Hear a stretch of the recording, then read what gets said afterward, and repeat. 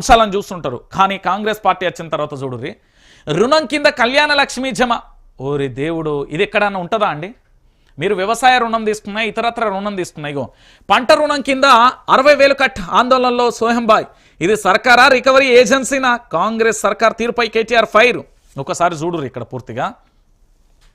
ఇక్కడ ఏం జరిగింది అంటే పూర్తి స్థాయిలో కూడా నేను రుణం తీసుకుంటే బ్యాంకుల నుండి దాదాపుగా ఒక 5 లక్షలు 10 లక్షలు 2 లక్షలు తీసుకున్నా. ఆ రుణాన్ని కట్టలే. ఎందుకు అంటే మా రేవంత్ రెడ్డి రుణానికి సంబంధించి రుణమాఫీ చేస్తాను. నేను పెళ్లి చేసుకుంటే నాకు కట్నం వచ్చింది. కళ్యాణ లక్ష్యం వస్తే నాకు ఇవ్వాల్సిన పైసలను వాళ్ళే రికవరీ చేసుకున్నారు. మరి ఇది ఏ చట్టంలో ఉంది? ఏ అమౌఖిక ఆదేశాలు ఉన్నాయి? ఏ జీవో చెప్పింది?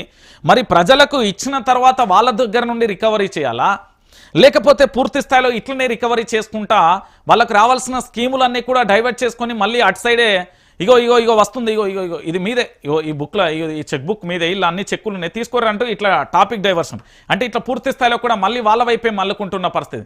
ఇచ్చి ఇవ్వనట్టు కుడి చేతిలో పెట్టి ఎడమ చేతిలో గుంజుకున్నట్టు ఉన్న పరిస్థితి కనబడుతుంది. ఇక ఇంతకంటే దారుణమైన పరిస్థితి ఇంకేముంటుంది?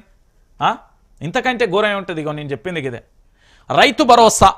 రైతు భరోసాకు మళ్ళీ అప్లికేషన్లు. గ్రామాలలో జోరుగా నడుస్తున్న చర్చ.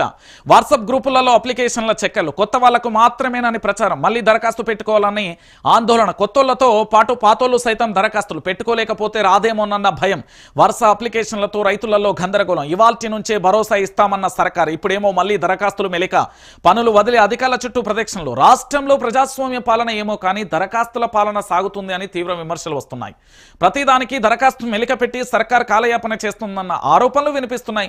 ప్రజాపాలనతో పాటు ఇప్పటికే పలుమార్లు అప్లికేషన్లు పెట్టినప్పటికీ ఇప్పుడు రైతు భరోసాకు మళ్ళీ దరఖాస్తులు పెట్టుకోవాలన్న చర్చ నడుస్తుంది. అయితే కొత్త వాళ్ళు మాత్రమేనని ప్రచారం జరుగుతున్నప్పటికీ దరఖాస్తు చేసుకోకపోతే భరోసా రాదన్న భయంతో పాత రైతులు సైతం ఆందోళన చెందుతున్నారు. పొలం పనులను పక్కన పెట్టి అప్లికేషన్లు పెట్టుకునేందుకు అధికారుల చుట్టూ తిరుగుతున్న పరిస్థితి కనబడుతుంది.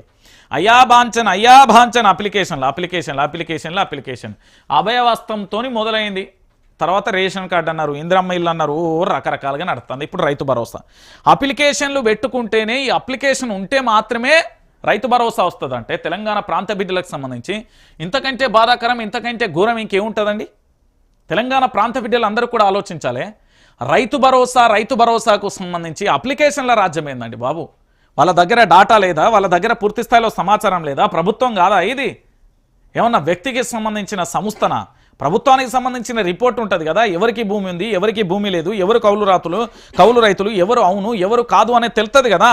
ఈ పనులన్నీ ఏందండి? అంటే మీరు అందరూ కూడా ఆలోచించి